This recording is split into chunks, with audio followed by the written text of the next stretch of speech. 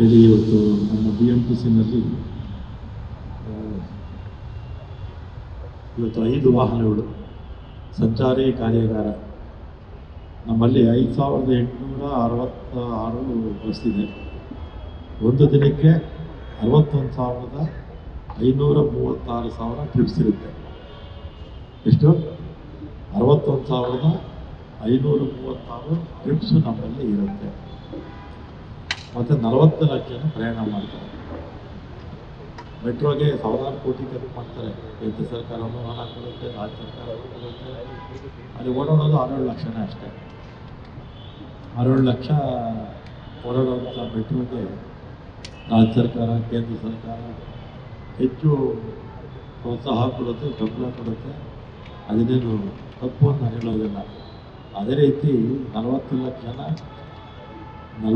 ಜನರನ್ನ ಒಂದು ಕಡೆಯಿಂದ ಇನ್ನೊಂದು ಕಡೆಗೆ ಕರ್ಕೊಂಡು ಹೋಗುವಂಥ BMTCಗೆ ಹೆಚ್ಚು ಒತ್ತು ಕೊಡಬೇಕು ಅಂತ ನಾನು ರಾಜ್ಯ ಸರ್ಕಾರವನ್ನು, ಕೇಂದ್ರ ಸರ್ಕಾರಕ್ಕೆ ಒತ್ತಾಯ ಮಾಡ್ತೇನೆ. ಹಿಂದೆ ನಮ್ಮ JNR ಸ್ಕೀಮ್ ಇತ್ತು UPA ಸರ್ಕಾರದಲ್ಲಿ. ಆಗ 50% ಹಣ ಇದ್ದರೆ ಬೆಂಗಳೂರಿಗೆ ಬಸ್ಸುಗಳು ಕೊಡ್ತಾಯಿದ್ರು. ಗ್ರಾಮಾಂತರ ಪ್ರದೇಶಕ್ಕೆ 25% ಹಣ ಕಟ್ಟಿದರೆ ಸಾಕು, ಬಸ್ಸುಗಳು ಕೊಡ್ತಾಯಿದ್ರು. 25% ಸಂಸ್ಥೆ, 25% ರಾಜ್ಯ ಸರ್ಕಾರ, 50% ಸಬ್ಸಿಡಿ ಅವಾಗ ಕೇಂದ್ರ ಸರ್ಕಾರ ಕೊಡ್ತಾಯಿದ್ರು. ಇಲ್ಲಿ 50% ಅರ್ಬನ್ನಲ್ಲಿ.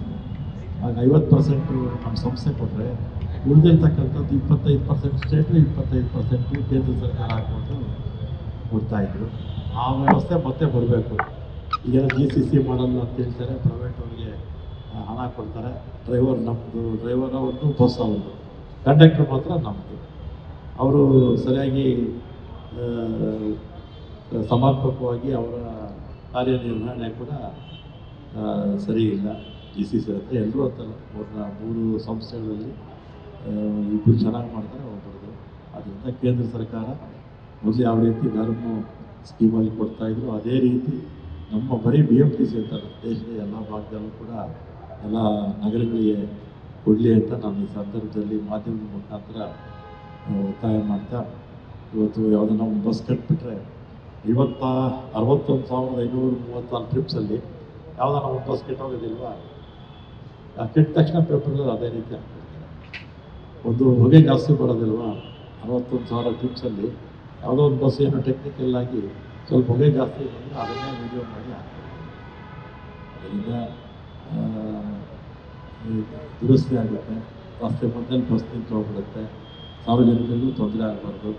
ಅದಕ್ಕೆ ಇವತ್ತು ಈ ಮೊಬೈಲ್ ವ್ಯಾನ್ಸು. ನ್ಯೂಸ್ ಫಸ್ಟ್, ನಿರ್ಭೀತಿಯಿಂದ ನಿಮ್ಮ ಪರವಾಗಿ.